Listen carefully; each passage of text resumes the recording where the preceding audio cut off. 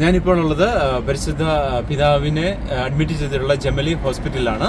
ഇപ്പം കിട്ടുന്ന നമുക്ക് വാർത്ത അനുസരിച്ച് പരിശുദ്ധ പിതാവ് മരുന്നുകളോട് നന്നായിട്ട് പ്രതികരിക്കുന്നുണ്ടെന്നാണ് അറിയാനായിട്ട് സാധിക്കുന്നത്. ഇന്നലെ രാത്രിയിൽ ശാന്തമായിട്ട് ഉറങ്ങിയതായിട്ടും ഹോസ്പിറ്റലിലെ ഔദ്യോഗിക വൃത്തങ്ങൾ നമ്മളോട് പറയുന്നുണ്ട്. അതുപോലെ തന്നെ മറ്റു പ്രധാന വാർത്ത എന്ന് പറയുന്നത് സാധാരണ എല്ലാ ഞായറാഴ്ചകളിലും 12 മണിക്ക് നടത്തുന്ന ആഞ്ചലസ് പ്രാർത്ഥന നാളെ മാർപ്പാപ്പ നടത്തിയില്ല എന്ന് നമുക്ക് വിവരം ലഭിച്ചിട്ടുണ്ട്. ആ പ്രാർത്ഥനയോടനുബന്ധിച്ചുള്ള മാർപ്പാപ്പയുടെ സന്ദേശം മാർപ്പാപ്പ എഴുതി അത് ഏൽപ്പിച്ചിട്ടുണ്ടെന്നും ഔദ്യോഗിക വൃത്തങ്ങൾ നമ്മളോട് പറയുന്നുണ്ട്.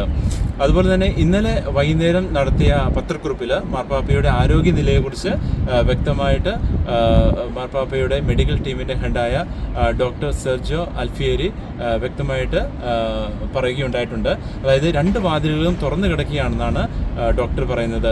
മാർപ്പാപ്പ ബെറ്ററായിട്ട് നല്ല നിലയ്ക്ക് തിരിച്ചു വരുവാനുള്ള സാധ്യതയുണ്ട്. അതുപോലെ തന്നെ ബൈലാറ്ററൽ ന്യൂമോണിയ ബാധിച്ച മാർപ്പാപ്പയുടെ ലങ്സിന് ഇൻഫെക്ഷൻ വഷളാവുകയാണെങ്കിൽ ഒരുപക്ഷെ അത് സെപ്സിയിലേക്ക് എത്തിച്ചേരാമെന്നും അവർ പറയുന്നുണ്ട്. എന്നിരുന്നാൽ തന്നെ വളരെ പ്രതീക്ഷയോടുകൂടി ഡോക്ടർ അൽഫിയോസ് പറയുന്നുണ്ട്, മാർപ്പാപ്പ എത്രയും പെട്ടെന്ന് തൻ്റെ പേപ്പൽ വസതിയായ വത്തിക്കാനിലെ സാന്തമാർത്തയിലേക്ക് തിരിച്ചു വരുമെന്ന് തനിക്ക് ഉറപ്പുണ്ട് എന്ന് അദ്ദേഹം പറയുകയുണ്ടായി. വഴി നിമിഷത്തിൽ പരിശുദ്ധ പിതാവിനോടുള്ള പ്രാർത്ഥനകൾ നമുക്ക് തുടർന്നും ഉയർത്താം.